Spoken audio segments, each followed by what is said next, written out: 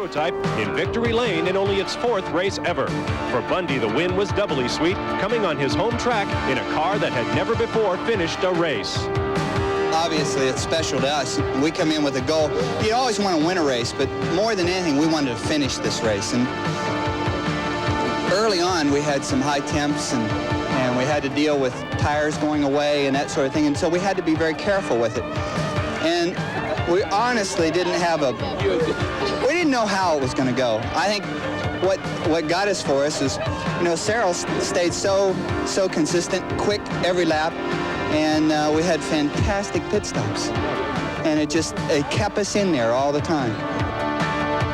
Just 3 weeks later, it all went away at Riverside, California, when Bundy tangled with the Ford Probe of Lynn St. James and Chip Robinson's Jaguar in this devastating crash. Miraculously, none of the 3 drivers was hurt, though all 3 cars were totally destroyed. For Ford and Jaguar, there were backup cars, but for the one-of-a-kind Corvette, there was none. It was back to square one for Bundy, Van der Merwe, and crew. 5 races later at West Palm Beach, Florida, it all came back together for the Rick Hendrick-owned team. Bill Adam and I were there, and it was wild. Here's the Jaguar's chance. The Jaguar tries. Brian Redmond's throwing. He's got him. Brian Redmond has taken first place. No, and Dawson's coming back. Oh, something happened to Redmond's car. Contact between. Oh, my, and Brassfield's moved by. Oh. Doc Bundy gets sideways. This is too much. He's going to win it. The checkered flag is out. And Doc Bundy will take one of the most amazing finishes in IMSA history. Just in time, the Corvette is back on top, ready to chase the biggest prize in sports car racing history. It's high summer in upstate New York, and for folks up here, that means water sports on beautiful Seneca Lake, a barbecue on shore, and maybe even open a bottle or two of the famous wines for which this Finger Lakes region is world-renowned. But today, the fastest sports car racers in the world have come to upstate New York to do battle on a circuit known simply as the Glen. Hello, everyone. I'm Bob Varsha, welcoming you to our continuing coverage of International Motorsports Association Camel GT racing here on ESPN. Today, it's the 500-mile Camel Continental at Watkins Glen. And with me to help bring you the action, the host of ESPN Speedweek program, Larry Newber. Larry, I guess if you're going to be a sports car racer, this is the race you want to be at. Yeah, I think you'd say that. If you're going to go to the candy store, you might as well go right to the Hershey factory in Pennsylvania, because all the big stuff, all the sweet stuff is here. There was a camel pyramid that's been building all year long. The first 5 races we had different winners, and that was a fund that was earmarked for each individual first-time winner. Well, we haven't had one for 5 races, and at the beginning of the year they said, well, the Glen would be a special race anyway. We put some extra money in there if we did not have a repeat winner. $50,000 extra dollars. Total purse for first place, $75,000. Yep, it's the biggest in history. And because of that, or certainly in part because of that, we've got one of the best fields we've seen in a while. 15 of the big prototype cars, including some faces we haven't seen in some time. Yeah, 11 and Adam are back. We didn't expect the Dyson Porsche to make it, but it has made it. And the BMWs have returned. All kinds of problems in practice and testing over the 1986 season, but they're back here at the Glen. Gary Lee will be patrolling pit road for us today. Let's go to him for more on the story. The big question mark this weekend is the return of the BMW team. They've taken 3 months off to redesign and test the cars. The BMWs were fast back in April, but the chassis just would not handle. But apparently all the work has paid off. The cars are very fast and very stable this weekend. One will start in row 4 in the hands of John Watson and David Hobbs. The 5th row will include John Andretti and Davy Jones in the other BMW.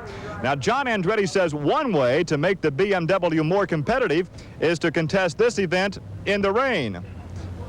Obviously, that's not going to happen, but we do have plenty of heat, and that should be a factor. Heat indeed should be a factor today here at Watkins Glen. The temperature approaching 100 degrees. We've got a huge field of GTPs, Camel Lights, GTOs, and little GTU cars all running together. It should be a great race. Today's coverage of the Camel Continental at Watkins Glen is being brought to you by BF Goodrich TA Radials, built for you to take on the road. By Ford and your Ford dealer. Have you driven a Ford lately? By Budweiser, Beechwood aged for that clean, crisp taste. This Bud's for you. And by BMW, the ultimate driving machine. To arrange a thorough test drive, simply phone your nearest BMW dealer. We'll We'll be back to set the starting grid for today's Camel Continental and take the green flag for 500 miles of sports car racing right after these messages. Varsha and Larry Newber with you. Gary Lee in position along pit road as we're ready to send the 50-car field off on its pace lap around the 3.37-mile, 11-turn Watkins Glen circuit, a traditional one and a great race course. Here's the way they'll line up. On the pole for the 5th time this year, the Corvette of South Africa's Sarel van der Merwe, sharing with Doc Bundy, coming into this race with a victory. Outside the front row will be Chip Robinson, who just made his first IndyCar start at the Meadowlands, sharing the Jaguar with Bob Tullius. Inside row 2, we'll see the international Porsche team of Argentina's Oscar Larori. And although entered with Massimo Sigala, the picture you see there is Dr. Giampiero Moretti of Italy. On the outside of row 2 will be defending IMSA Camel GT champ Al Holbert, sharing his Porsche with World Endurance champion Derek Bell. We go to the inside of row 3. Frenchman Bob Wallach in a Porsche 962 owned by Bruce Levin. He'll be sharing today with Paulo Barilla, with whom he won the Miami Grand Prix this year. On the outside of that row, Rob Dyson will put his Porsche along with co-driver Drake Olson. Moving to row 4, we'll see Irishman John Watson in one of the BMWs. Back for this race, he'll be sharing with English veteran David Hobbs. Outside row 4 will be the Buick March machine of California's Whitney Gantz. He'll be sharing with Scotland's IndyCar ace Jim Crawford. Moving to row 5, we'll see the second of the 2-car Jaguar team driven by British international racing veteran Brian Redmond, sharing with Floridian Hurley Haywood. Alongside them will be the second BMW team car, driven by young Davy Jones, a Super V veteran, and John Andretti, nephew of IndyCar great Mario Andretti. As the cars continue to make their way around the field, we will tell you that row 6 will be Bob Aiken driving with James Weaver and Bryce Cobb. Here you see row 7, the Jim Adams, John Hotchkiss, brand new Porsche 962 for those veterans, alongside Jochen Maas and Darren Brasfield. Row 8 will be, by usual co-announcer, Bill Adams, driving with car owner Bruce Levitt, also in a Porsche. On the pole in the GTO class for production-based machines will be Wally Dallenbach Jr. and the fiery Willie T. Ribbs. The Camel Lights pole sitters will be Ray Bellum and Gordon Spice in the Pontiac Fiero GTP car. And the GTU, or under 3-liter engines in production-based machines, pole sitters there, Bob Earl and Terry Visger in a Pontiac Fiero. Larry, I think we've got a great lineup for a race today. Bob, one other thing. You know, the Glen looks terrific. It doesn't get as much attention as it used to when it had the Formula One race annually, but boy, does it look nice. The racetrack looks quick. This could be a very interesting race.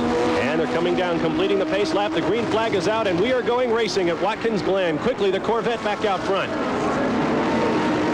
Sarel van der Merwe puts that turbo V6 Chevrolet out front quickly.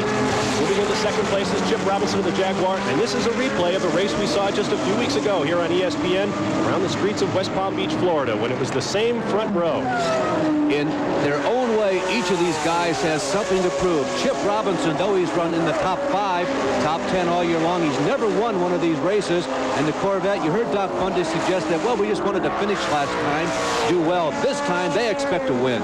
You can see how bumpy the track is watching the rear wings of these cars as the suspensions work down the straightaway. This is a northern track. Upstate New York has very harsh winters. The track is very bumpy as a result of frost heaves. But as you said, Larry, the track appears to be in great shape. And Sarel van der Merwe continues to look like a potential winner. And remember, this is a 500-mile race, not a sprint race. So you got to figure the crews have set these cars up a little softer than normal because they have to have some endurance engineered into the machines for this event. And still, with that endurance engineered in, look how rough and rocky the ride is for the drivers. Here's Al Holbert making a move on Oscar Larori for third place, and he's got him neatly outbraking into the turn. The winningest driver in IMSA Camel GT history, Al Holbert, out of Warrington, Pennsylvania, not only organizes the Porsche Motorsports team and drives in the IMSA Camel GT Series, he also builds these cars, and more than one of the cars in the field today came out of Al Holbert's Pennsylvania shops. Holbert is one of the craftiest drivers running certainly in IMSA racing today, and even though, as we mentioned, it's a relatively lengthy race, Holbert's got his eyes right now. You can be rest assured, peel on those first 2 cars. He does not want them to get out of sight, even here in the very early stages of this event. You can see the shimmering mirage on the front straightaway. As we said, temperature approaching 100 degrees today. Very, very hot for these engines, particularly the turbocharged engines, which rely on cool air pounded into those cylinders. A very, very long race. 500 miles, the longest race the series has seen since Riverside, California, several months ago. As we take a look at Cyril van der Merwe, right now the cars are on the backstretch. Right there at that point, at that moment, is the speed trap as Holbert once again looking to the inside of Chip Robinson. The top speed, by the way, in case you're interested, you ready for this? Close to 200 miles per hour at the end of that long backstretch. And most of that speed owned by the Corvette. Coming into this race, Cyril van der Merwe was hitting the speed traps, as you mentioned, Larry, 15 miles an hour faster than the rest of the field. That's a little bit of gearing, but it's an awful lot of horsepower. As far as the makeup of this field, as we continue to watch Holbert looking once again to the inside of Chip Robinson, the Jaguar, the makeup was 15 GTP cars, 15 GTO machines, 12 Camel Lights, and just 8 GTU cars. So you can see the popularity of the high-powered, high horsepower machines continues to grow, it seems, week after week. As mentioned, it's a very long race, 500 miles as we watch our top three, but Larry, the early indications are these guys are lapping at about 1 minute and 42 seconds a lap. Now that compares to a qualifying time in a range of 140. So these guys are just running slightly off of their qualifying pace when it was an all-out effort. I think it really points out just how competitive racing across the board has become. So many of the Indianapolis car races have become this. You expect the teams to pace themselves. You just can't. There's always 2 or 3 rabbits, not just 1, 2 or 3 up front like we have here today, who run away from the rest of the field. And to remain competitive all day long, you just about have to go flat out from start to end, no matter how short or how long the race is. Pace continues to be hot up front, and here's Holbert looking inside Chip Robinson. From our long backstretch view, it's a little bit difficult to tell if he has him or not, but as they break for the turn, he does, and Al Holbert moves into second place. In the background, you also got a very quick glimpse already beginning to lap the GTU cars. A quick glimpse of the Dyson Porsche with Drake Olson moving up. Olson was looking perhaps toward 4th position. The order remains Cyril van der Merwe, Al Holbert in second place in a Porsche, Chip Robinson third in the Jaguar.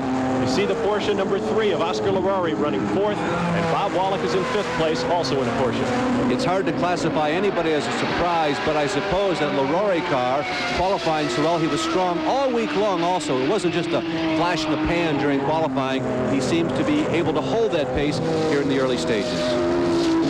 Good story behind that car. One of the few powerhouse European teams that finally come over to run the IMSA competition in the United States. Had their problems early on, didn't run well at Daytona, didn't run well at Sebring, but they're certainly running well here today at Watkins Glen. Van der Merwe continues to lead. Holbert, the only guy running up front with his headlights on, Bob. He became the winningest all-time driver earlier this season. Hey, I think the reason for that, Larry, is they've already begun lapping cars, as we saw a moment ago, and those headlights will make it that much easier for the slower GTU, GTO cars and the Camel Lights machines to see these 200-mile-an-hour prototypes as they overtake from behind. As much as a 40-mile-per-hour speed differential between the front and the back of that pack, that means a lot of high-speed passing around this 11-turn course. And you know, Holbert is already showing some signs that maybe, just maybe, he would like to take over first place. A little bit surprising. Al Holbert, one of the Porsche drivers who was upset earlier this year when it was decreed that they would add 160 pounds in weight to these machines in order to make it more competitive. We'll have more on that when we come back right after these messages from our sponsors.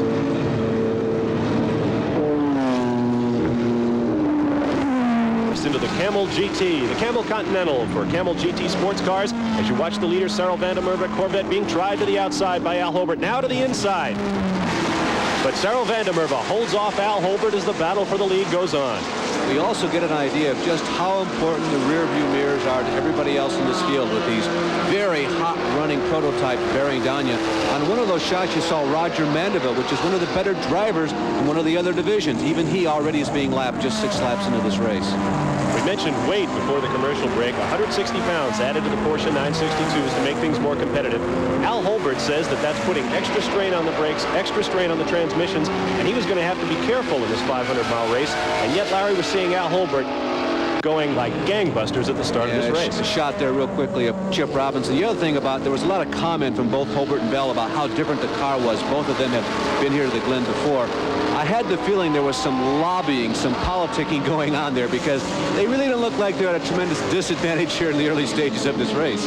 Al Holbert, never at a disadvantage. The 4-time Camel GT champion, second only to the late Peter Gregg in championships. Gregg had 7. Good look there, and it's some kind of fluid spraying out of the side of the Corvette. You can see him once again bearing down. See how heavy the traffic is? 50 cars started this race. Nobody has dropped out yet. Perhaps we got 1 or 2 that might be showing up in the board in short fashion here, dropping out of this race, but the traffic very heavy and expected to stay that way all day long. Got a quick look there at the 3rd and 4th place cars. Chip Robinson's Jaguar, Bob Wallach's Porsche. Here's the number 16 Porsche, driven by Drake Olson, running 5th on the racetrack right now. Good story behind this car. This team has been through 3 $350,000 cars this year, ridden them off in crashes at other races. This is a brand new car that they've worked all week long to get in shape for this race. We asked Drake Olson whether a week is enough time with one of these cars. If all goes well, you can expect to have the car pretty well in the ballpark within your first 2 sessions out. My guys put this car together in 6 days, and we were turning fairly competitive race laps right out of the box. So it's not unreasonable to get it dialed in fairly quickly, provided they have prior experience and know what they're doing when they put it together. Young Drake Olson, one of the fine up-and-coming race drivers in the United States, has a factory contract to run in Germany when he's not busy on the IMSA Camel GT season. Holbert's gotten by. That's a pass for the lead. Al Holbert has assumed the lead from Cyril van der Merwe. Al Holbert not sitting back and waiting. He had intimated to all of us, well, maybe I'll relax a little bit in the early stages of this race. We're not exactly sure how the car is going to perform. As we told you earlier, it's not strictly a sprint race. He's not holding back at all. Look how heavy the traffic is. And you see the reason for the headlights right there, looking back in the mirrors, seeing those overtaking GTP cars. Now the gaggle of them is heading down into the turn here. Al Holbert, Cyril van der Merwe. And we'll review our top 5 as quickly as we can. Chip Robinson of the Jaguar running 3rd. 4th place is Bob Wallach in a Porsche. Drake Olson, another Porsche, is running 5th. All of the top runners still very close together. Al Holbert making his way through traffic. Cyril van der Merwe moving up from behind. Great racing in the early going here at Watkins Glen. Down through a portion of the track known as the Boot. Unlike many of the racetracks these guys go to every year, this one has a lot of up and down as well as left and right turns. Bob, I must tell you, one of the most scenic race plants, really, in the United States of America. It's a beautiful place to come. Racetrack with a lot of tradition. Formula One has raced here, and rumor has it may race here again sometime in the near future. There's so much talk about a second venue in America for Formula One racing. You just wonder, will it be San Diego, will it be Laguna, or maybe here, maybe? Maybe here indeed. Al Holbert leading the way through traffic, making his way through a sharp right-hander here, headed back up towards the front straightaway. You see the pit entrance, and look at that traffic. Whoa, Cyril van der Merwe barely avoiding slower cars making their way to the right. The South African rally ace having his hands full, staying close to the IMSA defending Camel GT champion, Al Holbert. Talk about your race line. There just isn't any. You go to driver school and they tell you the quickest way around a course, but when you're in an IMSA GTP race like this with all the other divisions involved, the race line goes out the window. It's the quickest way you can get around and avoid everybody else. You see the blue flags at the corners being waved by the course volunteers. That means faster cars are overtaking. You can imagine that's a flag we're going to see a lot of today as these big GTP cars make their way around the circuit. The leaders have virtually lapped the entire field of other classes. Lots of racing to come, and we'll be right back to Watkins Glen. Al Holbert, headlights on his Porsche 962 as he makes his way down the long front straightaway. There you see the number 44 Jaguar, a non-turbocharged V12 Jaguar being driven by Chip Robinson, followed closely by Frenchman Bob Wallach in another Porsche. Al Holbert, in addition to the weight, which we've already talked about today, is also using a side intercooler, which is different from what a lot of the cars do. They have the intercoolers right above the driver off the roof. Normally it seems like it'd be a little easier to keep things cool, but they've decided because of all the weight redistribution that maybe let's go with that plan. Good battle going on here for third place behind Holbert and Vandermerve. Robinson trying to hold off Bob Wallach. Wallach, a tremendous athlete, once a member of the French national ski team, now turned race driver, drives for the Porsche factory team over in Europe. Wallach is a fiery, feisty little guy, too. He's had some very well-publicized moments with A.J. Foyt here in the States, but they have patched things up, if indeed things are... Oh, and Wallach almost getting out of shape, coming out of that tight right-hander there. They have patched things up, and Wallach and Foyt are very respectful right now of each other in terms of their driving skills. We have another car. You see the number 16 Porsche of Drake Olson as Bob Wallach gets the tail loose again. A three-car battle for third place here at Watkins Glen. Chip Robinson, Bob Wallach, Drake Olson. Remember that Olson is in that brand new chassis. Look at Olson looking to the left side, all over the racetrack, wagging the tail of the dog, looking for a way to get around Wallach. Tires could very much be a factor in today's race. Very hot pavement. Wallach using Bridgestone tires, the Jaguar on Goodyears, as is. Whoa, and we see Drake Olson going to the inside, but no, he cannot get by Bob Wallach. Larry, I can't get over the tremendous competition in the early going. These guys all want to get to the front. Yeah, they really do. And Olson, as you can see, trying to pick up whatever help he can from the draft. Remember, these cars are suited quite well, thank you, aerodynamically, and there really is a draft effect. Now, because you're on a road course, you have to anticipate the right-hander, the left-hander coming up. You have to be very careful. It's not as predictable. It's a lot more trickier than being on an oval. Once again through traffic, the GTO Camaro up front, and Al Holbert ducks in front of Cyril Vandermerve as they make the pass. Here comes the battle for third. Robinson leading Wallach, leading Olson as they dive in Indian file into the turn. And we saw at Riverside, top of the show, how getting out of shape sometimes can get you into very serious trouble. You saw Chip Robinson's car sail as if he'd just gone off of a high-banked half-mile racetrack just because he turned around and went backwards. The wind got underneath all the bodywork and just lifted the car in the air like a sail. The battle continues for third place. Here's a good look from our in-car camera. The BF Goodrich Porsche presently being driven by Jochen Maas as he makes his way into the battle. See how it jiggles? See how rough this racetrack is? There was not a distortion because of an in-car camera. That's exactly the forces that these drivers are expected to withstand during this 500-mile. Good look at this battle now. And oh, the BMW of John Watson gets into the side of Jochen Maas in a Porsche there, and that could have been really serious. An interesting moment, though. The BMW showing some strength. This basically is the re-emergence of the BMW machine. They wanted to have a good race today. Yeah, they wanted to finish, but they wanted to show everybody they still had the speed, too, the moxie and the muscle to compete with these GTP cars. And I think if there's ever a doubt, that might have begun to wipe it out right there. You saw another narrow dice there as John Watson had to get very hard on the brakes in order to avoid running up the back of this car, the number 3 Porsche, being driven by Oscar Larari. Watson will try Larari to the outside.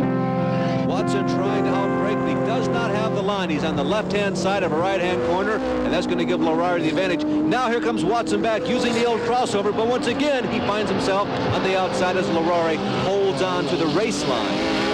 Great battling here. Notice the big taillights on the back of the BMW. I've got to believe that the racers really like that. See, compare them to the ones on the Porsche in front.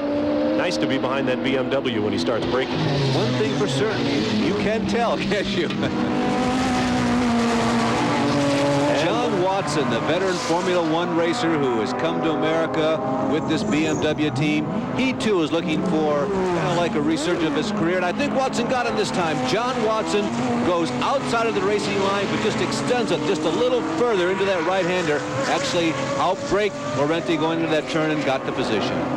39-year-old former Formula One driver out of Belfast, Northern Ireland, John Watson, adding a lot of experience along with David Hobbs to this BMW team. That also includes a car piloted by 2 fine young racing drivers, John Andretti and Davy Jones. We just also had a shot of the number 46 car, the Buick Hawk. Go back inside the Brasfield machine again. We mentioned about all of the new teams that were coming back or that were re-emerging. The Buick Hawk, they have not been missing, but they too are looking for some good finishes here in the second half of the season. Watch from the in-car as Larori got inside Jochen Maas in the Porsche. Once again, Al Holbert up on the point, leading this race. Making his way into turn 10. One short straightaway to turn 11. 90-degree right-hander, and then down the front straightaway once again. The average speed difference, again, you saw an idea of what the driver has to pay attention to as he moves up to a GTU or to a GTO car. The average speed difference between the fastest GTP and the slowest qualifier, the GTUs, was 27 miles per hour. Now, keep in mind, again, we're talking about average. Bob mentioned a little earlier, that can be a difference of 40, maybe as much as 50 miles per hour in certain portions of this course, particularly when they're moving into one of the slower corners. These highly exotic GTP cars can just tear right into one of these corners where the basically heavyweight cars, that's vis-a-vis the horsepower, the weight ratio, they have to slow down significantly going into a tight turn. So that's where it gets indeed tricky. Here comes Drake Olson trying Chip Robinson to the inside, and he has him. We've had a shuffling of the order. You saw the interval there. Al Holbert over Cyril van der Merwe. Bob Wallach has moved into third place. Drake Olson has taken fourth, and Chip Robinson in the Jaguar drops back to fifth.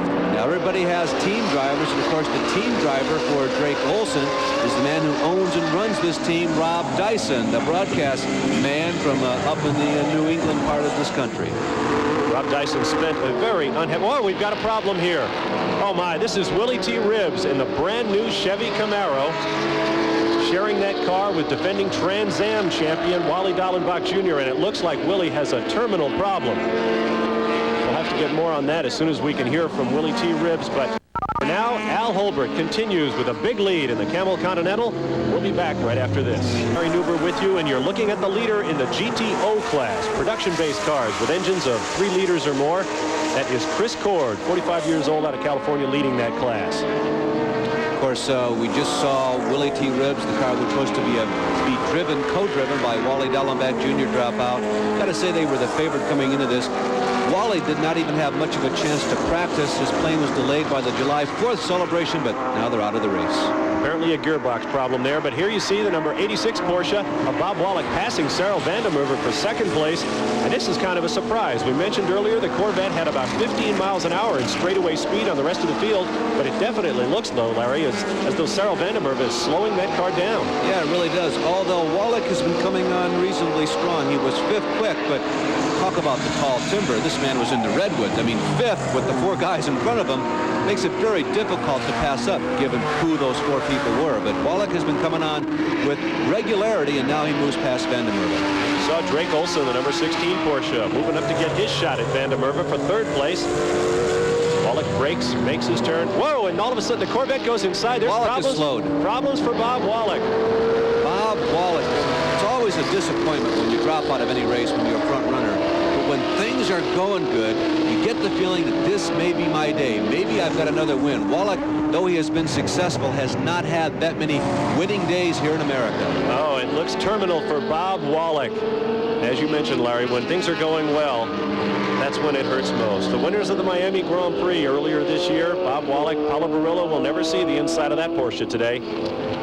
Wallach had 4 career IMSA wins before the 1986 season. He began this year with 1. It looked like maybe he's going to get 4 more this year, but the total will remain frozen at 5 after the Glen. And the Corvette is back into second place with Drake Olson close behind as they make their way down the front stretch. Some of the leading GTP cars going around the GTO leader. As a matter of fact, there is the number 1 car right now in the GTO standings. That is teacher Jack Baldwin in that yellow number 76. His co-driver is Jeff Bodine. They spent their week, the lunch hours, driving around the racetrack in a rental car, teaching Jeff the racetrack. Which he'll need to know about when the NASCAR series, the Winston Cup, is coming here later this year. Down on the pits now with the BF Goodrich team, apparently expecting a pit stop. Let's go to Gary Lee. Well, the first pit stop from the GTP class will be car 68 with Jochen Maas and Darren Brasfield. Very, very early pit stop. They plan to go about 33 laps, possibly 34 or 35. So an early pit stop for the BF Goodrich team. Changing all 4 tires, topping off the 32-gallon fuel cell. There is no driver change this early.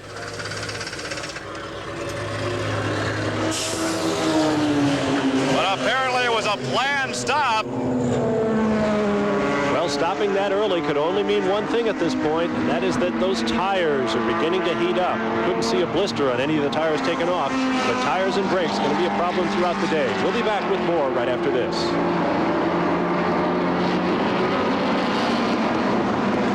For the Camel Lights category of prototype cars, that's David Loring in a Mazda-powered racer.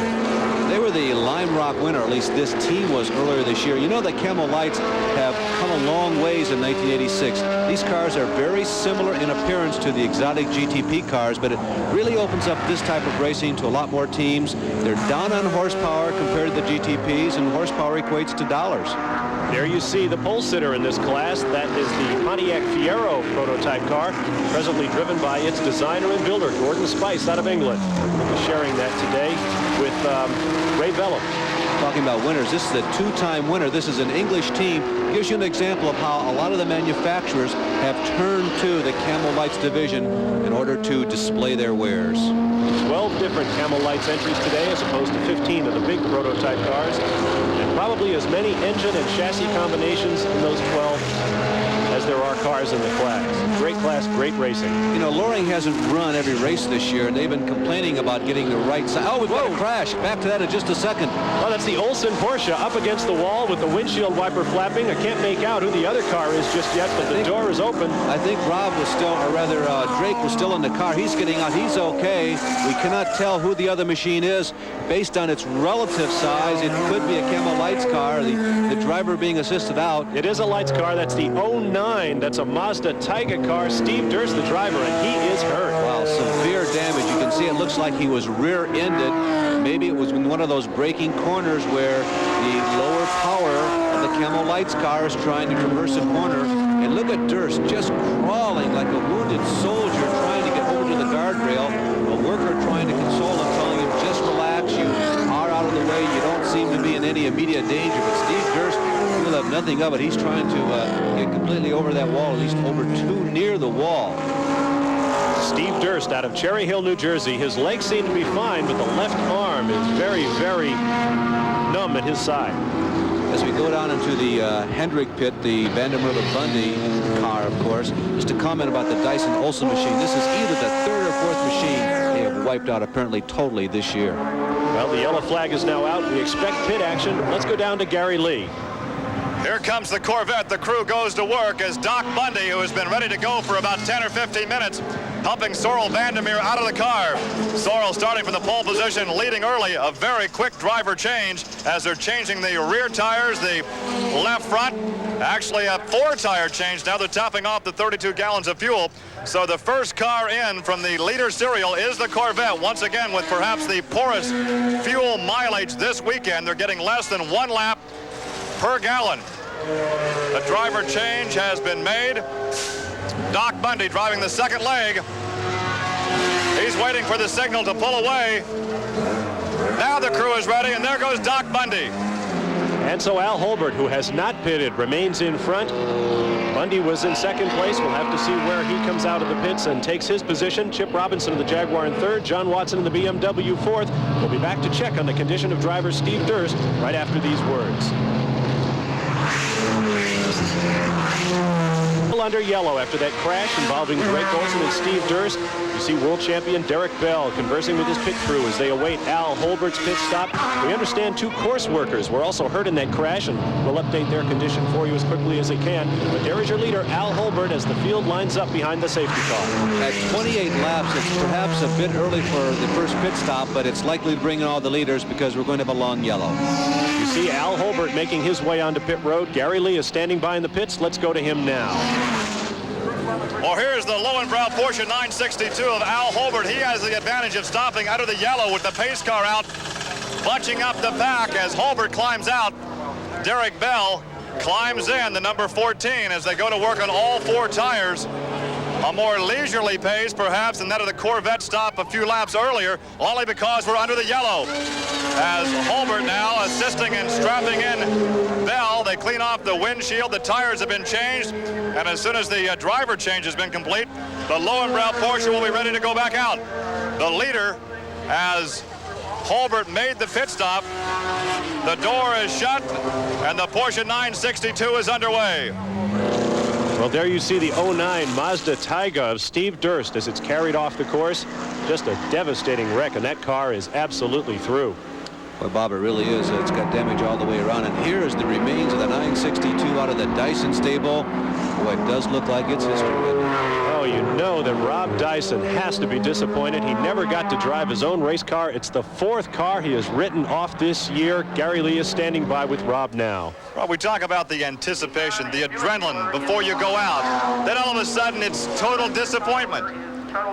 Well, you know, we'd like to win this race, and it looks like today just isn't our day. But for a driver waiting his chance to go out and realizing it's not going to happen is not quite the same as having a chance to race for an hour or 2 hours before something happens. Well, of course, you like to do battle. You know, I mean, I'm not dressed like this to go to a costume party. I mean, you know, I wanted to race, and I guess today I just won't be able to, but we'll be back. We expect they will be back indeed. The Dyson team, the first team this year to win 2 races on the Camel GT circuit. Bob, I got a feeling he has not seen his machine yet prior to doing that interview, because there is extensive damage there. He's going to be devastated. Very expensive hobby it is, and you see your leaders now. Cyril van der Merwe, Doc Bundy in the Corvette has now taken over first place. Derek Bell driving the Porsche is in second. Bob Tullius in the Jaguar is third. We'll be back to racing at Watkins Glen right after this. Glen, you're looking at the number 80 Ferrari Alba car of Martino Finaudo and Ruggero Melgrati, winners just a few weeks ago at West Palm Beach here on ESPN. Gary Lee is standing by now with Al Holbert. Let's go to Gary. I say, once again, is the cool suit doing its job out there? Yeah, very well, and I just wish it were cooler. How taxing physically is it on the driver when it's this hot and humid? Oh, it's usually difficult, but the car is really well balanced. The car is super. Early on, you were chasing down the Corvette. Did you let him take the lead early and set your own pace? No, I had no control over what he did. When things settled down, then, of course, I had an opportunity. My pace was a little quicker than what he wanted to run. He would really motor me up the straightaways, and the chutes, he'd get next to me on occasion. But, you know, our brakes worked a bit better. Well, Al Holbert, a master of car setup, had serious doubts about what to do with his car coming into this race, but it's obvious, Larry, that they've got all the marbles in a row now. You know, Holbert exudes a very calm and easy-flowing exterior. Don't let that fool you. This guy is a real tiger. He's a master strategist, and behind the wheel, the drivers will all tell you this guy is rock-solid tough.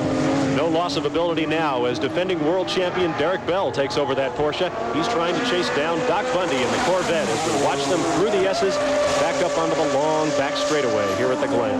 You know, Bob, talking about the comparison of drivers as we take a look at Doc Bundy, we saw the driver changes being made during the pit stops. A big difference in the size between van der Merwe and Bundy, but the Holbert-Bell people, the two of them are about the same size, so there's a little extra factor that's involved in having 2 drivers in the Corvette than there is in Holbert's Porsche. Doc Bundy making his way down into a section of the course known as the boot, kind of a foot-shaped section of a couple of extra turns, sharp, long apex turns, breaking away from the cars, very difficult turns. Perhaps as a result of that, they will not be on the course that'll be used when the NASCAR Winston Cup stars make their way here a little bit later this year to Watkins Glen. Right now, a comfortable pace, it looks like, Larry. Nobody seems to be pressing as hard as they were in the early going. Doc Bundy, followed by Derek Bell and by Bob Tullius in the Jaguar. Yeah, Bundy's kind of a fun little guy. He's a little wiry character. He reminds me, in terms of his build, like a Midwestern sprint car driver. He's got that compact, muscular look about him. On the other hand, his co-driver, we were telling you the difference in the size and the build configuration between him and van der Merwe. He's like a small forward in the NBA. That gives you an idea of that big difference that we're talking about. But here comes Holbert Bell's Porsche. Looks like he's beginning to smell first place.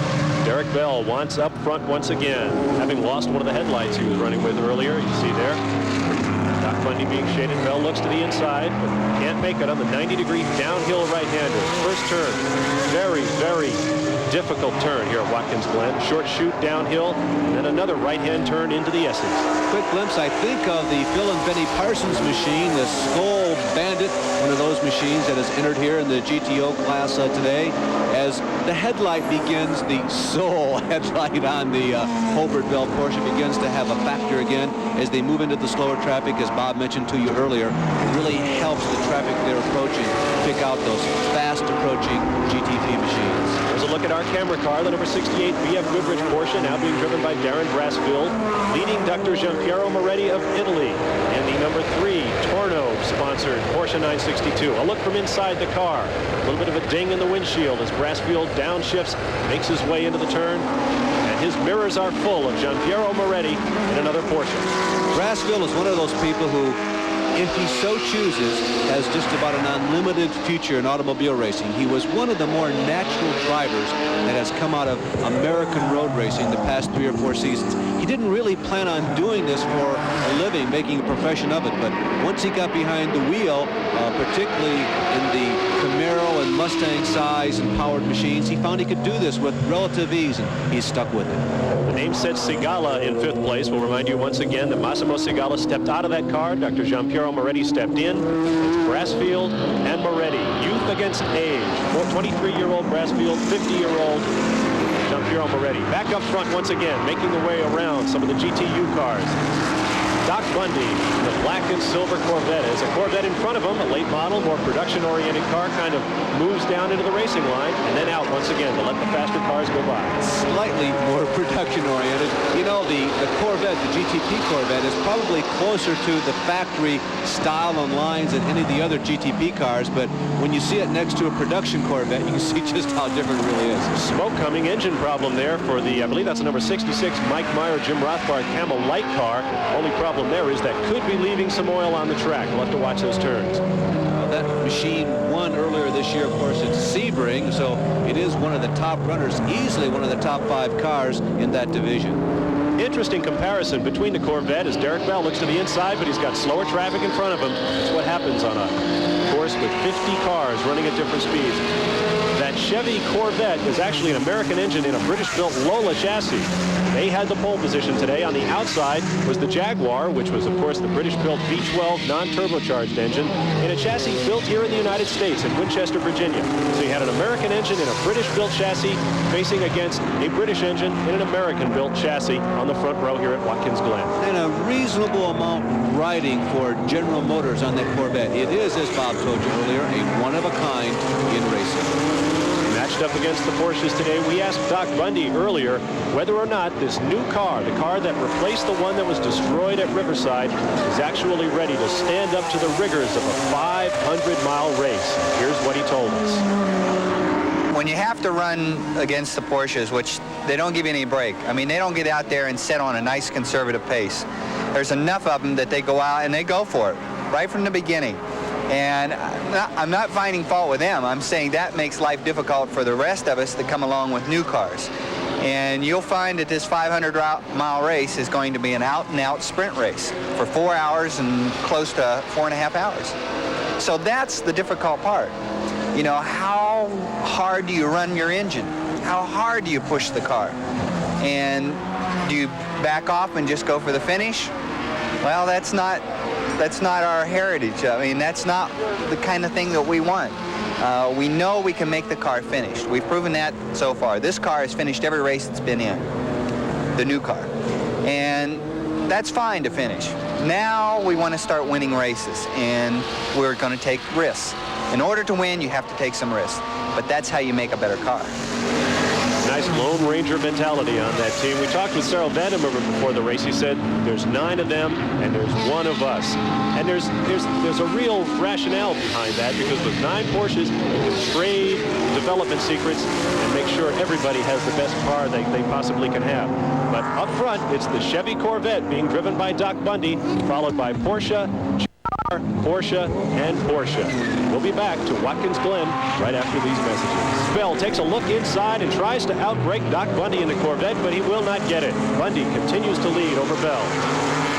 As Derek Bell uses up, burns up valuable fuel, we make that comment because right now is the time of the race when we kind of anticipated the first pit stops.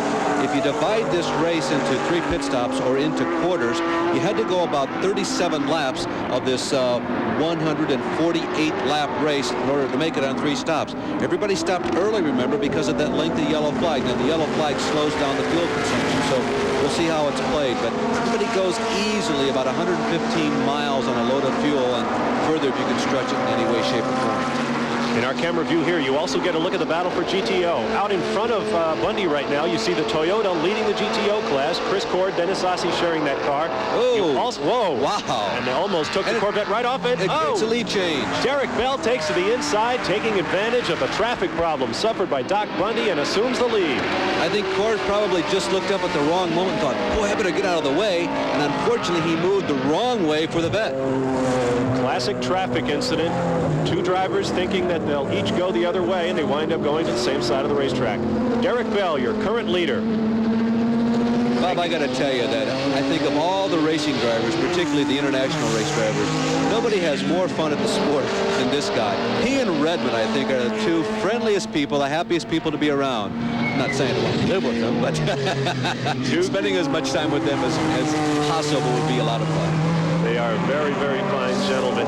Derek Bell making one of his 15 or 20 trips across the Atlantic Ocean each year. He also drives for the Porsche factory team on the World Endurance Circuit, now known as the World Sports Car Championship. 15 or 20 trips across the ocean each year. That's really got to take it out of him. Following up on my point, though, we had the Toyota in the lead, and you also saw the number 76 yellow Camaro being driven by NASCAR star Jeff Bodine and Jack Baldwin. So that is a very, very close battle as well, and we'll be keeping an eye on the GTO cars.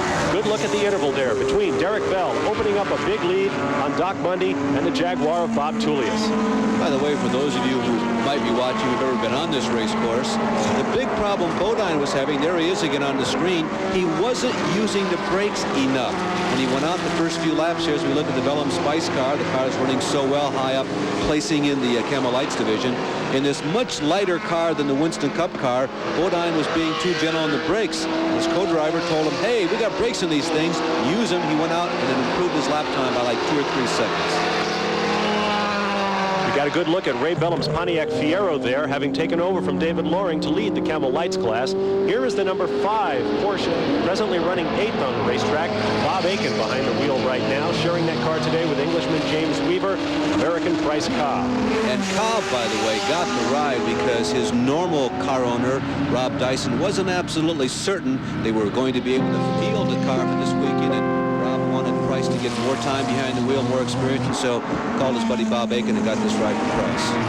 Looking back another place, here's the battle for 9th place. It's John Morton behind the wheel of the car, the Porsche that he shares with Jim Busby, battling with the number 18 BMW. You see the number 80 Camel Lights car in front of them. BMW is what I call the young BMW. That's the John Andretti, Davy Jones car, as opposed to the John Watson, David Hobbs team car, the experienced machine. Even though, Bob, they were going after race results and not necessarily high speed in qualifying, you know, they were in the top 5 in speeds at the early part of this weekend. The BMWs have both stayed on the track during this race. Up to this point, you've got to mark this one up as a success for the reemergence of the BMWs. Yes, indeed. A lot of speed in those machines. Unfortunately, it was mechanical things that dropped them from the series for a while. A few fires that fortunately didn't injure anyone. A bad crash at Sebring that also left its driver unhurt. A little bit further back, here's the number 10 Porsche, Jim Adams and John Hotchkiss. Brand new Porsche. They used to drive a March chassis with a Porsche engine. Decided that they would go first class and buy the whole 962 package. Jim Adams may be new to a lot of people, but he does have 3 career wins. Here's a battle a little bit further back. Bruce Levin co-driving with Bill Adam, and also the Buick, the number 46 car with Whitney Gantz and Jim Crawford. Crawford is the Indy car race out of Scotland, having taken over in the Buick program for John Paul Jr. We asked Crawford in his first look at Watkins Glen whether there is any place where you can really relax on this 11-turn course. Very, very few. You're hanging on, really. Even down the straights, the car wants to jump from one side of the track to the other. And then you've got the slower cars to contend with. You know, we're going, I don't know, 200 and something miles an hour down the straight, and the cars on there going 115. So in this, we're closing at nearly 100 miles an hour. And if they don't see you coming, you can have all sorts of magic moments. Welcome to the Camel GT, Jim. magic moments. I like the way he puts that. Hello, Lee Summit, Missouri. That's his adopted home, and I'm told that's where he still spends most of his time, even though Lancashire, or however they say it over in England, is the original home of Crawford. Lancashire, don't you know? There's a shot. Doc Bundy presently running in second place. The gap back to the number 44 Jaguar and the number 3 Porsche. Driven by Dr. Giampiero Moretti, takes the Jaguar to the inside. Bob Tullius gets bumped back another place in his Jaguar. This international team with Moretti behind the wheel, they're having a good day. They too have had a good weekend. They have been among the top 5 runners, and I feel like they've bided their time, and I think they're a real candidate to finish well, maybe win this race. We mentioned they're one of the couple of European powerhouse teams coming over to run IMSA this year, and I'm sure we'll see more of those in the future. Right now, Derek Bell is your leader, followed by Doc Bundy. Giampiero Moretti in a Porsche has taken over 3rd place. Bob Tullius in a Jaguar 4th. Darren Brasfield in a Porsche is 5th. We'll be back to Watkins Glen for more running of the Camel Continental right after these messages.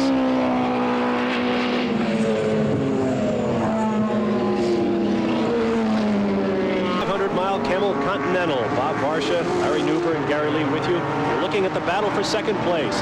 Doc Bundy in the number 52 Chevrolet Corvette, holding off the number 3 Porsche of Dr. Giampiero Moretti of Italy.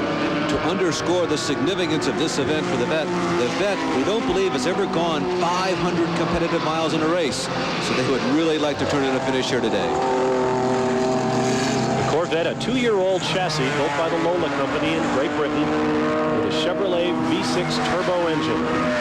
And we can't overstate the length of development it normally takes on these 230-mile-an-hour prototype sports cars. So the fact that the Chevrolet has done as well as it has in such a short length of time, virtually its first full year of racing on the IMSA Camel GT circuit, is really quite a story. The Bruin Porsche uses slower traffic to catch up. He moves to the inside of the Corvette, and they touch. They touch going into that left-hander. Really seemed to stun the Corvette with Vandermerve behind the wheel. You'll wonder, in a moment like this with these highly sophisticated machines, did it do any damage underneath? Craig, I believe it's Bundy behind the wheel of the car, but you're absolutely right, Larry. He took a shot there and slowed down, but no apparent damage now. He's making his way along in 3rd place. Doc Bundy has got to be checking all the gauges right now, trying to figure out just was any damage sustained in that slight tap, or what appeared to be a slight tap to us, but it's really a big thud when you're inside the car, believe me, at 110, 120 miles an hour. So the Bruin Motorsports team is now in 2nd place behind this man, defending World Endurance Champion Derek Bell and Al Holbert's number 14 Porsche. Just putting another lap on one of the BF Goodrich cars. Gary Lee is standing by, patrolling Pitts Road today. Let's go down to Gary and see what he's got. Would you believe there may be a market for used tires in motorsports? These are, in fact, the tires that the Lowenbrow Porsche number 14 started the race on. Now, the crew actually has 6 sets of tires, but they like this compound. So this is a buildup of rubber that developed during that slowdown caution period. So they're actually scraping the rubber off. There are about 20 good laps left in these tires. So if Al Holbert or Derek Bell should need them, they're available for late in the race.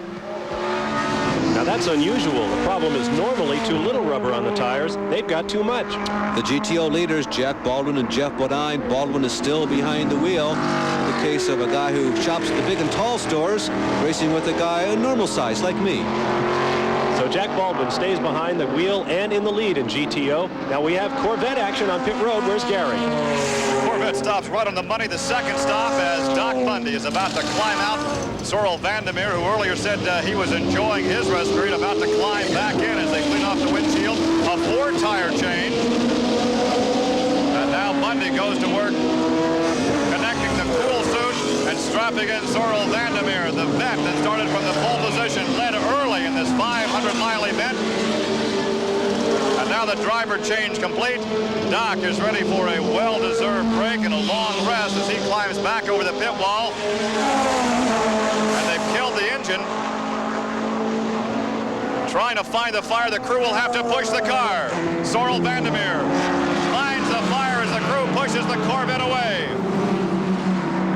Well, now, we thought we maybe had a mechanical problem with the Corvette, but it doesn't appear so. New driver, new rubber, and they're back out. David Hobbs running in the number 19 BMW at this point, as you see the Corvette making its way down pit road and back into action here at Watkins Glen. It looks a little hesitant, though, as he's going down the exit to the pit lane. There's Hobbs again, the man from Pryor's Hardwick, England, who also has a car dealership in Columbus, Ohio, and a variety of other businesses sprinkled around the United States of America. Obviously a part-time TV commentator, too. David Hobbs, one of the most busy and active lives, I guess, of anybody in the world, to tell you the truth. That BMW, very, very impressive today. Smallest engine on the circuit, a 2.1-liter turbocharged inline 4-cylinder engine. They're making the most of it. Obviously, their testing has worked out just fine.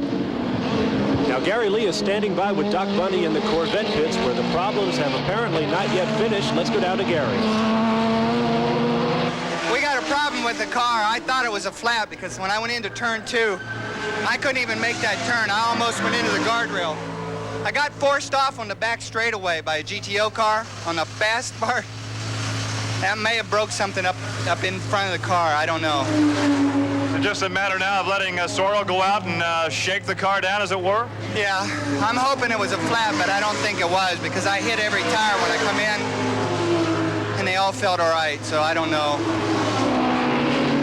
A pensive Doc Bundy as we watch the leader, Derek Bell, in the number 14 Lowenbrow Porsche, making his way around this 3.37-mile Watkins Glen course.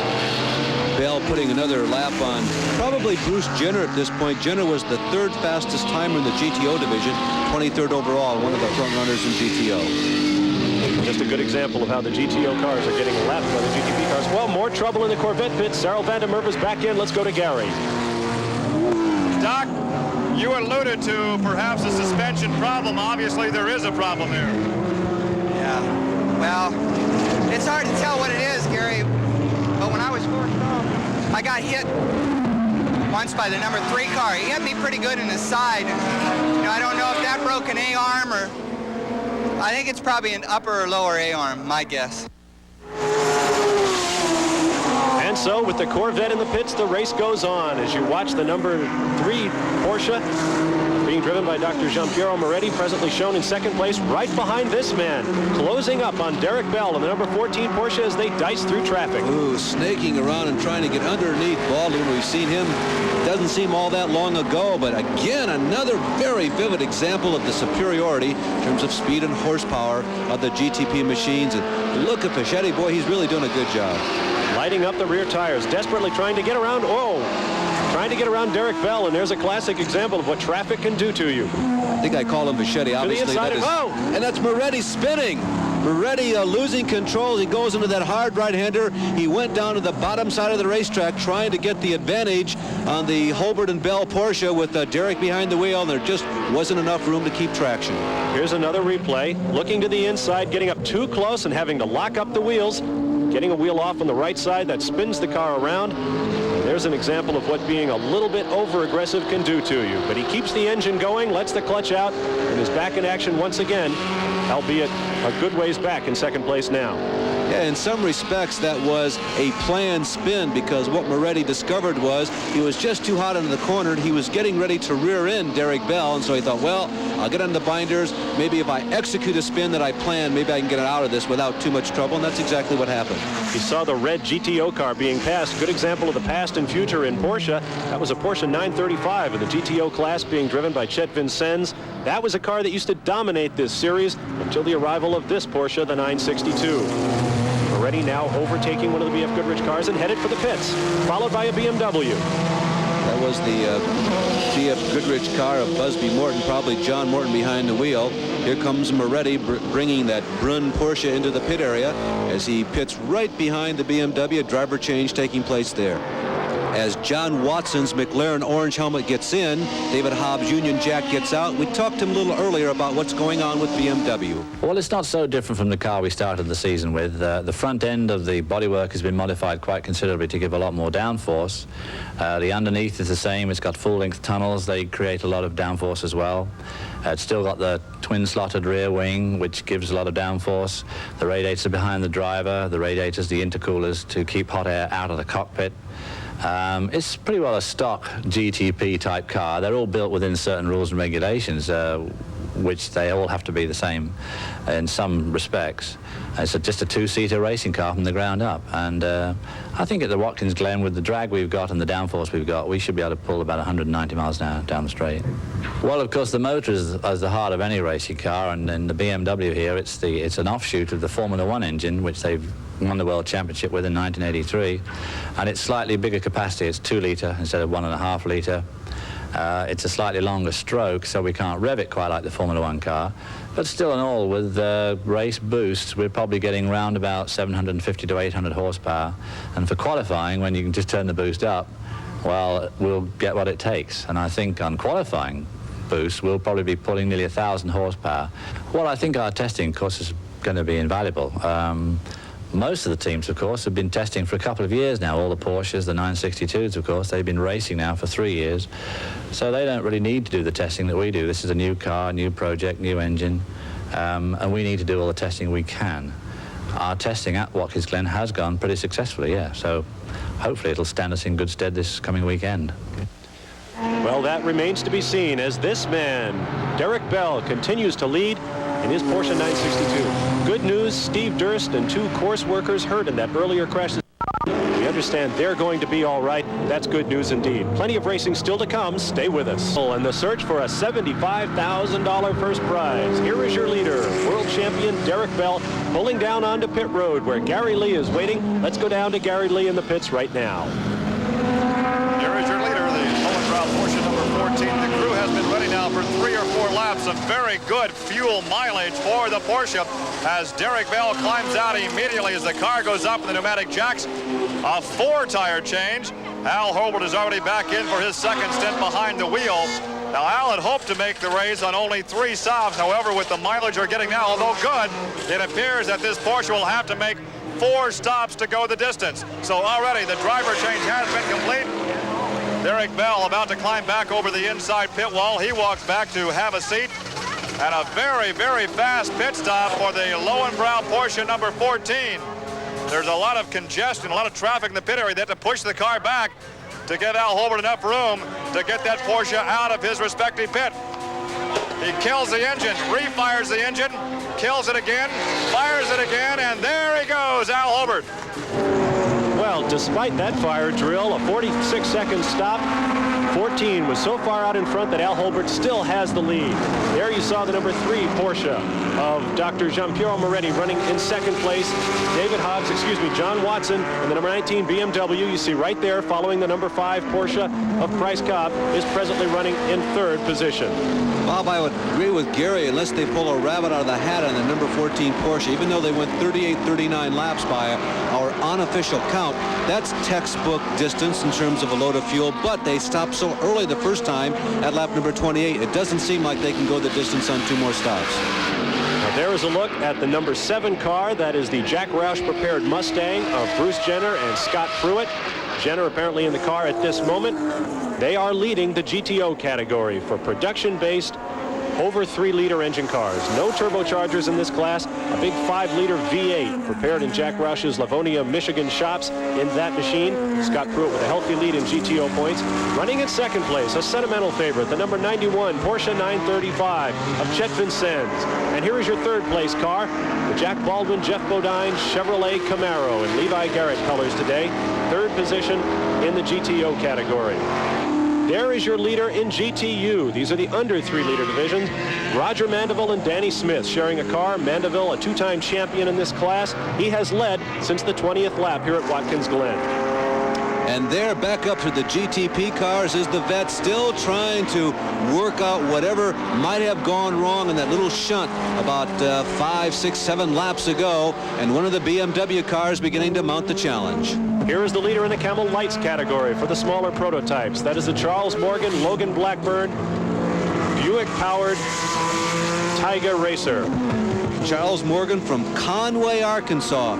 Old-time sprint car drivers will remember a name, Bobby Ward, a guy who was from Conway. Okay, Gary Lee is standing by in the Lowenbrow pits now with Derek Bell, who has just gotten out of the car and handed it over to Al Holbert. Let's hear from them. What a look of fatigue, the feet in a bucket of water. the Nomex underwear peeled off. I find it hard to believe that you enjoy doing this and look forward to going back out in about an hour. I enjoy this bit, but the last 10 laps are pretty hard. You know, the cool suit really ends up not being very effective in that heat. And I was worried about a fuel pressure problem we had. They kept going down under braking for the fast corners, which sort of caught my attention a lot, you know. But apart from that, the car was great. The concentration factor must be horrendous late in your driving stint. The cool suit may not be working, it's hot in the cockpit, and you really find it difficult to concentrate. Yeah, yes. I concentrate all right, but I just wish I could get it over with, you know. It's pretty hard. Once I sort of pulled away from number 3 a bit, and then he pitted for fuel and whatever. It sort of gave me a lead, and for 5 laps I was sort of a bit worried about keeping the pace up. But I'm not, I'm very hot, but I'm not tired, if you know what I mean. It's just the heat. 41-year-old Derek Bell, fresh off an airplane from Pagham, England. Here you see the second place car of John Watson pulling into the pits. He was running third. He had taken over second place. He will probably give up second place to the number 3 Porsche of Moretti during this pit stop. John Watson pulling down to meet David Hobbs. You can see the shimmering waves of heat. Derek Bell had not just taken a shower. He is that warm. Remember, we are in the Finger Lakes region of upstate New York. There are some very scenic lakes around here, but when it gets hot in the summer, it also gets very humid and makes for some unpleasant conditions when you're inside of a speeding race car where the temperatures are well above 100 degrees. Here's the number 3 Porsche making its way past the start-finish line. They will assume second place from the number 19 BMW. So your order is now Al Holbert leading the number 14 Porsche, followed by, whoa, and we've got a problem. This is John Morton climbing out of the number 67 BF Goodrich machine. Obviously, looks like an electrical problem there. He's looking in the passenger side door where all the wires are. Jim Busby, of course, is the man who heads up this team. They've fielded 2 cars. They used to have little Mazdas that they ran in the IMSA GTP competition. They've gone to the Porsche 962s. The wins don't come with the regularity that they would hope, but they are consistent in fielding 2 teams. Here's the number 5 car, Bob Aiken's machine, presently being driven by Bryce Cobb, earning valuable driver points. You see a dice now. Watson, understand, coming back out now. He hasn't changed over drivers. He is being pressed hard by the Buick-powered March Racer, the number 46 car. Whitney Gantz driving that machine. The Buick Hawk, the Phil Conti team that's had so many breakdowns the last couple of seasons, it seems to be leveling out for them. The car seems to be getting just a little better every time, and I kind of feel like they are in line for a win. It's not going to happen today. They don't look like one of the top 3 runners today, as this car does, the number 3 Porsche, but things are getting better for the Buick Hawk. Whitney Gantz, probably the fastest art history major in all of motorsports. Now here is a potential problem. The number 44 Jaguars in the pits. They're looking under the engine hood. That could be problems in big time. We'll be right back. New York, 93 laps in. Bob Barsha and Larry Newber with you. Gary Lee along pit road. And here is your leader, 4-time defending IMSA Camel GT champion Al Holbert of Warrington, Pennsylvania. Holbert has just driven a beautiful race today, minding traffic, passing only when someone else makes a mistake. He is really the picture of conservative but opportunistic driving. Pit stop, the number 3 car. This should be Dr. Giampiero Moretti handing over to Oscar Larori of Argentina. And this race has suddenly whittled down to a 2-car race. That is, if both this car and the Holbert Bell number 14 Porsche can finish this. The only 2 cars on the lead lap. They've been able to put everybody else a lap down through a combination of pretty crafty pit work and also superior speed out on the racetrack. Now here is the number 19 BMW with Irishman John Watson at the wheel. He will pass the start-finish line and reassume second place. Good shot here of the BMWs at flank speed running in formation. John Watson in the number 19 machine right there, followed by the number 18 BMW with young Davy Jones, the Super V veteran, behind the wheel. The BMWs qualified 7th and 10th this week. The Watson-Hobbs car, which probably David Hobbs turning in the quick lap, was the 7th quick timer, and the Jones-Andretti car, again, not concentrating on qualifying, but still good enough to grid 10th in this BMW. You see the different sunliners atop of the windshield, one blue, the other red. That helps the crews to differentiate one car from the other when they pit, because their pits are right next to one another. course, the IMSA people figure that the recent BMW announcement that they are going to be withdrawing from Formula One racing should bode quite well for this type of racing next year, maybe a little more emphasis from the factory. North America, the prized market of all the big European car builders, Porsche, Ferrari. You may see Ferrari in IMSA racing within the very near future. Of course, the rumors are rampant that they will have an Indy car before too very long.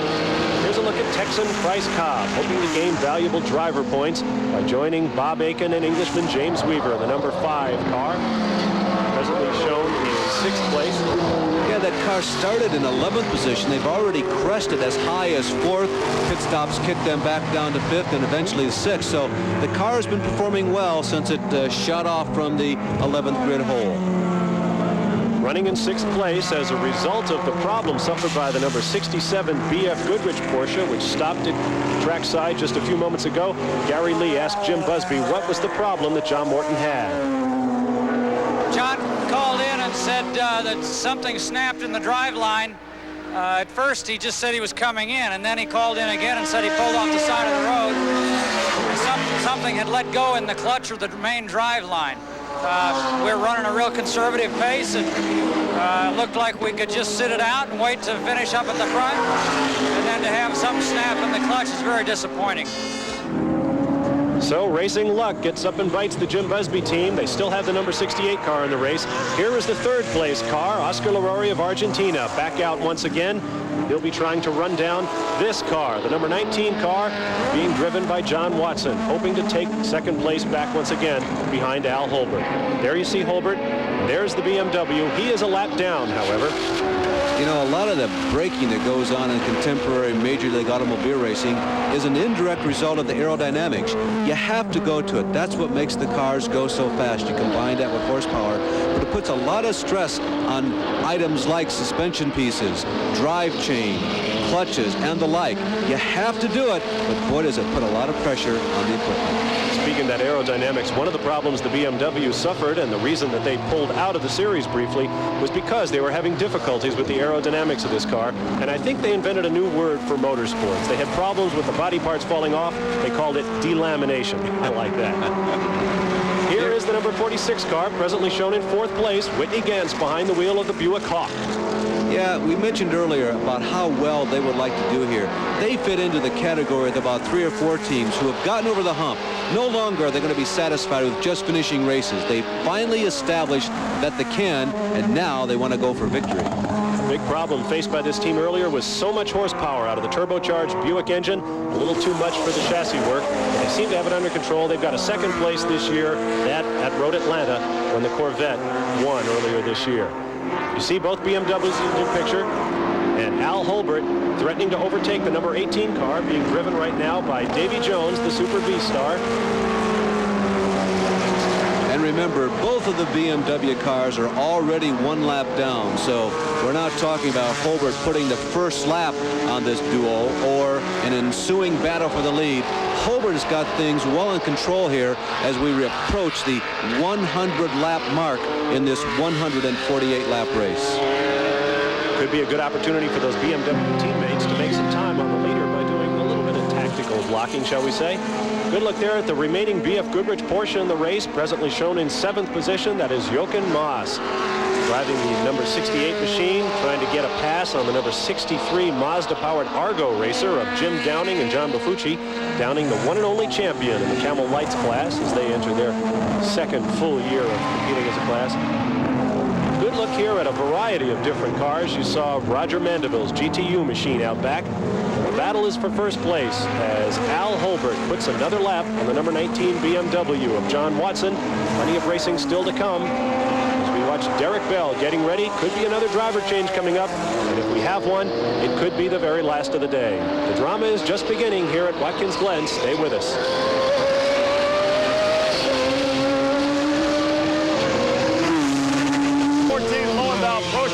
Leaving it on the track as long as possible, running every drop of fuel through that engine right now. Derek Bell climbs aboard. This should be the last driver change. Now, it's unlikely Derek can go the distance without stopping for fuel. In fact, he's going to use that large lead to conserve the brakes. At this point, there have been no trouble, no problems reported from the braking mechanisms, but it is at this point in the race when the endurance begins to take its toll. So we're wondering just how much of the brakes we actually have left. Derek says he should be able to go for all but the final 8 laps before ducking into the pits for just a splash of fuel. So once again, this should be the final driver change for the Lowenbrow Porsche. We'll see how long Derek can stay out before he comes in for that one splash of fuel. Derek may know just a little more than what he's letting on. That may be a little bit of advertising here. Listen to this, 107 laps this time. The last pit stop was lap 66. That means he went 41 laps on this load of fuel. Guess what? There are 41 laps left in this race.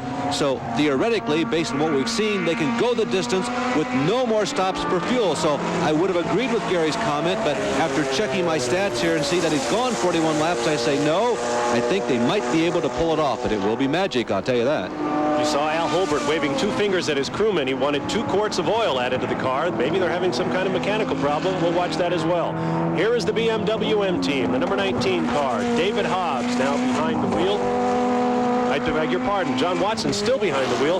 A pit stop expected shortly for them for the final driver's stint. Here is the number 76 car, Jeff Bodine and Jack Baldwin, presently leading the GTO category and running strong. Bodine, who has not been here since 1972. Let's see, that's more than 3 or 4 years ago. And when the weekend started out, Jeff said, "Boy, I am lost. I don't know what I'm going to do," but I think he's gotten with the program. He has shown marked improvement all week long, and they obviously are in position for a very strong finish. Jack Baldwin ran the first 2.5 hours of that car in this 100-degree heat. You've got to know it's an awful lot hotter than that inside these cars. So it's a real workhorse effort for Jack Baldwin, presently running 3rd in the GTU season point standings. To this man, I beg your pardon, that's Bruce Jenner in there. He is presently in 2nd position in points. His teammate in the Roush Mustang, Scott Pruitt, a former go-kart champion out of California, is the leader in points, comfortably, I might add.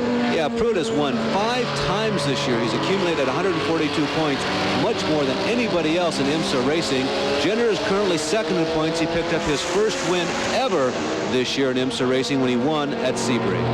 Jenner, of course, the Olympic decathlon champion at the Montreal Games back in 1976, and made a very smooth transition into motorsports. He, in fact, raced go-karts in former years, something he and his co-driver Pruitt have in common. Here is your leader in the Camel Lights class, Ray Bellum and Gordon Spice, and the Pontiac Fiero, a car that won in only its 3rd race. Phenomenal achievement for these complex prototype machines. Well, a car that came out of Detroit, but a couple of England drivers are behind the wheel. They have 2 previous wins. I think we mentioned that earlier this year. They won at Charlotte and at Laguna, and the car has performed very well considering its short tenure in the sport of Major League Automobile racing. Take another long look down the backstretch. You see the number 44 Jaguar of Chip Robinson and Bob Tullius making its way around. A few problems earlier in the race have dropped them back to 8th place, but they're still in it. Chip Robinson, who lives near the Flemington Fair Speedway in New Jersey. From time to time, Chip goes down the street and takes in the good old modified dirt track racing. But Chip Robinson, who probably is headed toward Indianapolis, is staking his claim in racing on the pavement. Here's a sentimental favorite for all you ESPN motorsports fans, Bill Adam, who normally occupies the chair next to me here. Bill decided with their $75,000 on the line, by gosh, I'm going to go racing the heck with television. Are they paying you that much for the show? Sure. For Bill and Bruce Levin, who is involved in this, it's their first race in a long time. The first race for this car is a freshman, over the pond and out of the box, so they're working a lot of bugs out, not only the machine, but themselves this weekend. Pit stop here. David Hobbs will replace John Watson in the car. I believe it's still Watson inside the machine, though, as you see Hobbs with the British flag Union Jack emblem on top of his helmet. Here is your 2nd place car, the BMW having pitted. This is Oscar Larori of Argentina, presently running in second place on the lead lap with Derek Bell in the number 14 Porsche. We mentioned Bill Adam and Bruce Levin. Levin got out of his Porsche and fell down, collapsed from the heat. If you don't believe it's hot here, folks, Bruce Levin collapsed. He was taken to the hospital. He's been cooled off. He's reportedly in fine shape. And let me tell you, you don't want to be the nurse trying to keep Bruce Levin in the hospital if he wants to get back to the racetrack. Back to the number 19 BMW, the Watson Hobbs machine with John Watson Opton to staying behind the wheel. They had a long weekend. They had a lot of toe-ins on Friday and Saturday. A lot of little problems kept cropping up, but so far, none have surfaced today. The BMWs can finish, Larry. I think they'd consider it a victory today. Here is your leader, Al Holbert, comfortably almost a full lap out in front. The question is, does he have the brakes? Does he have the fuel that he needs to get all the way to the finish? I beg your pardon, I said Holbert. Derek Bell will finish up, driving the 4th driver's stint of the day. As we take a long look down the backstretch here at Watkins Glen, there is your leader, Derek Bell, followed by the Porsche and the BMW. We'll be back with more racing right afterwards.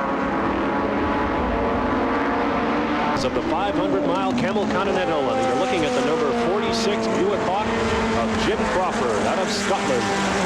Jim Crawford, who was basically rewarded with this ride for his great work at the last moment at the Indianapolis Motor Speedway running the March Buick-powered car. The Buick people were so pleased that they made the suggestion that maybe that Jim gets some more experience with the IMSA GTP cars. You know, there's a lot of correlation between the performance of the IMSA cars to the potential performance of Indianapolis cars, and so Jim gets this ride because of that. Certainly in the same class horsepower-wise, looking at roughly 700 horses on average, although this particular Buick turbocharged engine can be fired up to something well in excess of that. Whitney Gantz told me they've had over 1,000 horsepower on the dynamometer with that machine. The number 68 Porsche is presently being driven by Darren Brasfield, probably making the last driver's stint for that car. We've carried our onboard camera throughout the day. Brasfield came into today's race with 5 career wins, still looking for his first win in any IMSA GT category for 1986, but he's found the sled a little tougher going in these super high-powered exotic GTP cars than some of the other divisions from years past. It was at this racetrack a year ago that Darren Brasfield won a GTO race, a series of victories, 6 out of the last 10, in fact, that brought him to the attention of Jim Busby. There you're watching Bryce Cobb making his way around in the number 5 car, presently shown 7th on the racetrack. They've had a high water mark of 5th today, so all in all, it's been a pretty decent day for this team, the team that was pieced together. Of course, it's been a very rough year for car owner Bob Aiken. You saw the Corvette briefly. They have obviously got the problems worked out on that car, running way back in the pack, however. We don't expect to see much more of a challenge from Doc Bundy and Cyril Vandenbergen today. Here is your leader, Derek Bell, in the number 14 Lowenbrow Porsche. Al Holbert's team, I'll tell you, this guy has got a way of putting it all together and really being able to get it up and go when you have to. They've not had what you'd call a spectacular season yet. Al Holbert has been involved in 2 of the last 3 wins on the trail, and with the big money up for grabs, $75,000 on the nose today. Look who's here, an old familiar face, the blue and white Lowenbrow number 14.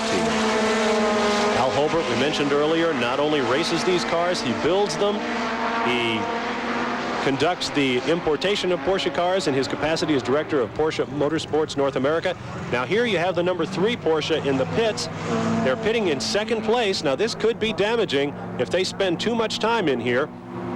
Oscar Larori in the car. They're trying to hold off that number 19 BMW of David Hobbs and John Watson. We'll have to keep an eye on how long they're in the pits. They came in with a little bit more than a lap lead over 3rd place, so this stop can be reasonably casual. Here comes the number 19 car around. It does not look like anybody has an opportunity to catch the leader, Holbert and Bell, so it really looks like an opportunity for that Brun Porsche team to execute, hopefully, a flawless pit stop without too much extra pressure. Although here comes the BMW car around. Keep in mind, Al Holbert and Derek Bell are trying to run 41 laps on a tank full of fuel. Very, very close to the margin. They do have a little bit of a lead that would allow them to stop for perhaps 15 or 20 seconds and get enough fuel to make it the rest of the way. But there is another question as well, and that is their brakes. We're getting word from the pit that the Lowenbrow crew is very concerned about the status of Derek Bell's brakes at this point. We have been getting, conversely, no adverse reactions or responses from anybody about tires. Those of you who watch Formula One races know that the tires, as the number 3 Porsche comes out, he's getting out in plenty of time. He's going to hold on to that run-up position. Back to the tires. As you know, in Formula One, the teams have found that the extra time that you take to make one extra stop for tires, you more than make up for it with the extra speed on the racetrack. Not been a factor here at Glen today. Up through the S's goes Oscar Larari, hoping to hold on to that runner-up spot. That would be the best performance by the Bruin Motorsports team this year out of West Germany. A real international team, a team from West Germany. The drivers are from Argentina, from Italy, and from Australia. Bruin Schuppan was listed as one of the potential pilots for today's race. Now there you see the number 19 BMW bouncing its way down the long backstretch. You see just how close they got to getting all the way around on the number 3 Porsche. And it looks as though John Watson is going to get everything he's got. He's going to try to run down Larari in the Porsche. Let's see how he does. David Hobbs said it best and very succinctly when he said, "This is a big race for us." Oh, there's a spin! Hobbs is able to keep it between the walls, but David Hobbs, or rather Watson, putting a very hard spin on that BMW going into that tight right-hander. John Watson got on the brakes a little bit early. We'll have a replay of the race for you. We'll show you the incident. And as we do, watch when the flame comes out of the side as he downshifts just in front of the left rear wheel, and watch the brake lights come on. There's the downshift. There he gets on the brakes. He's a little hot going in, and you saw the car hop. He was tossed in the air, and then, well, he was basically at the mercy of physics. Yeah, it was just plain and simple. Looked like a mistake. He was not in the racing line. The shift was not hit at just the right time, and looked like a combination of small errors there that put Watson where you see him right now. Now, apparently he's stalled the engine. They're pushing him off, but John Watson's not getting out of the car. We'll have to see if he can get restarted and try to hold down third position. Here is your second place car. Oscar Larari. Moretti were the team drivers today in this car. The car that showed up here at Watkins Glen. Everybody knew they would be competitive, but I don't think they quite figured they would be as competitive as they have been. As we told you earlier in the broadcast, it's not been a one-day phenomenon. It's been this way all weekend.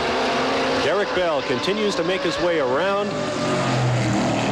Moving up on the GTO runner-up, car number 76 of Jack Baldwin and Jeff Bodine. Through the same point, we don't see the BMW at that turn, so apparently John Watson is able to get the BMW back in the race, and we'll be back right after these words. Continental, and you see Irishman John Watson, who has managed to get that crippled BMW back around to the pit. This BMW, one of 6 non-Porsches which competed in today's race. There were, of course, 2 BMWs. Remember, 2 Jags, that 1 Corvette, and the 1 Buick. And at one time or another, in stages of the race, every one of those 6 has performed well. They'll be certainly trying to get the BMW back out. They were running in 3rd position at the time of Watson's spin. They are now shown as 6th on the racetrack. We'll keep an eye on them. Meanwhile, here is your leader, Derek Bell. When he comes around, he'll have 1 lap to go, but we understand that things are not going well for that team right now. Well, you begin to wonder about the bumpiness of this racetrack. Derek Bell said, yeah, there's some smooth spots out there between all the bumps. It begins to take its toll. A lot of the parts seem to wear thin, and it seems like in automobile racing, no matter how solid machines run, there are often a lot of front runners that break down at the very final stages of a race. Word from the pits is that Derek Bell's fuel light is beginning to flicker. We told you they may be having fuel problems with that car. They may have taken it too far, and we'll just have to watch. Brakes also gone away. Meanwhile, you saw there the number 46 car presently running in 3rd position. Jim Crawford and Whitney Gantz in the Buick Hawk, hoping to duplicate their 2nd place performance at Road Atlanta, presently shown 3rd on the racetrack. Jim Crawford, who actually did a lot of practicing this weekend on race tires, not qualifying tires, and got a lot of very valuable practice right now, has got to be extending himself. Down at the end of this race, everything begins to wear thin. They're shown in 3rd place after the Watson spin. They moved up from 4th into 3rd.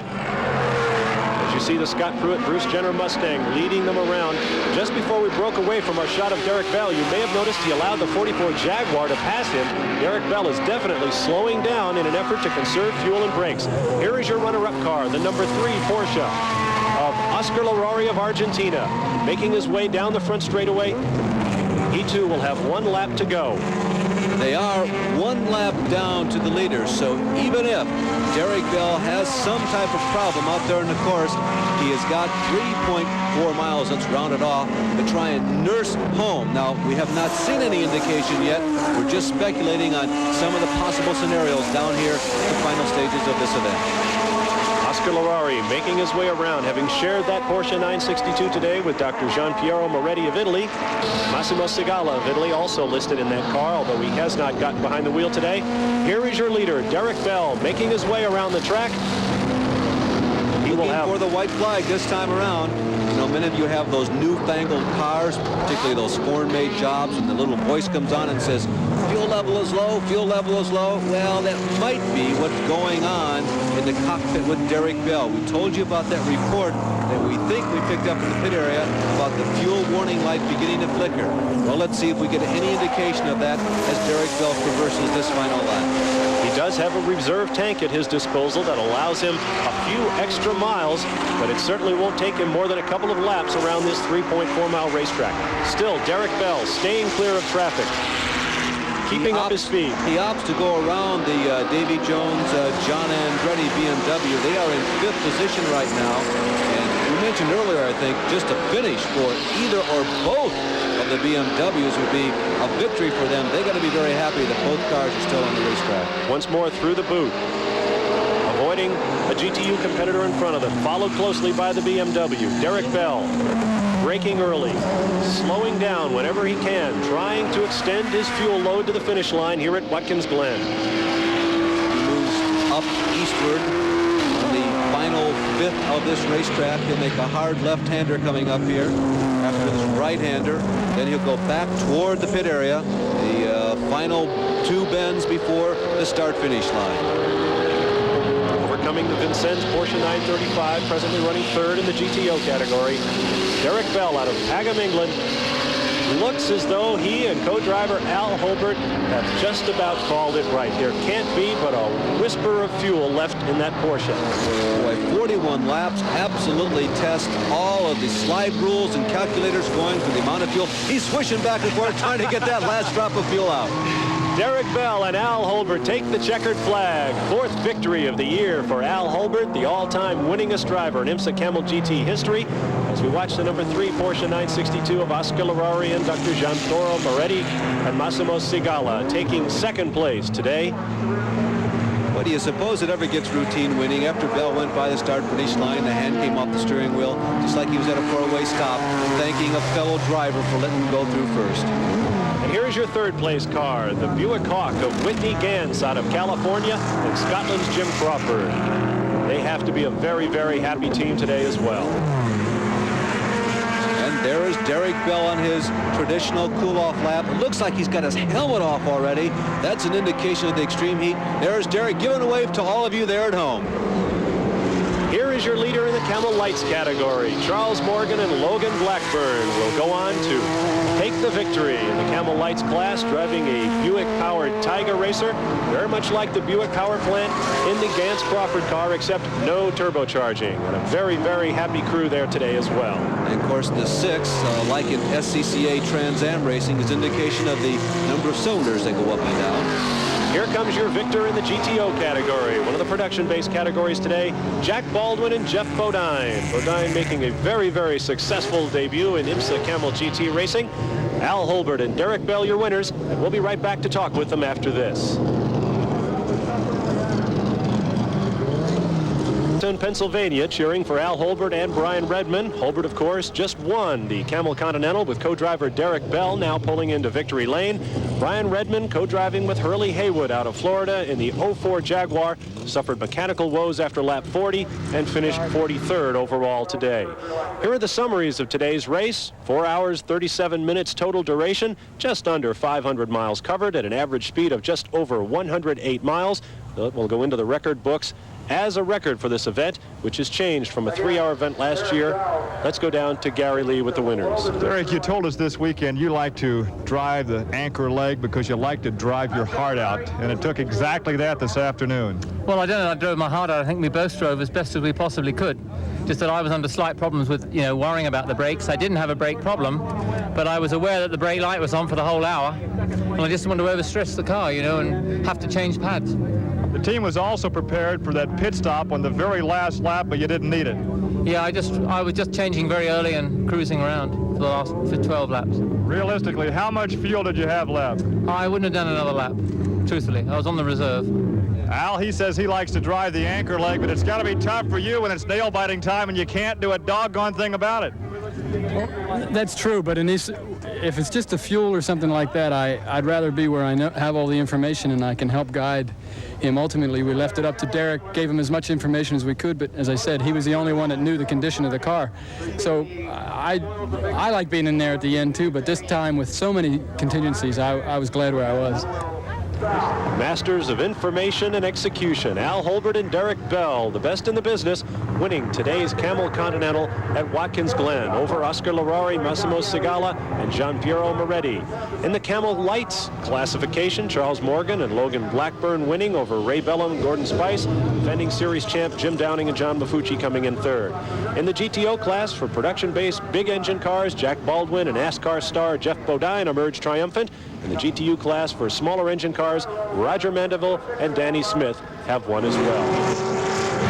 Today's ESPN coverage of the International Motorsports Association Camel Continental has been brought to you by BF Goodrich TA Radio, built for you to take on the road.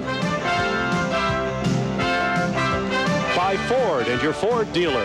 Have you driven a Ford lately?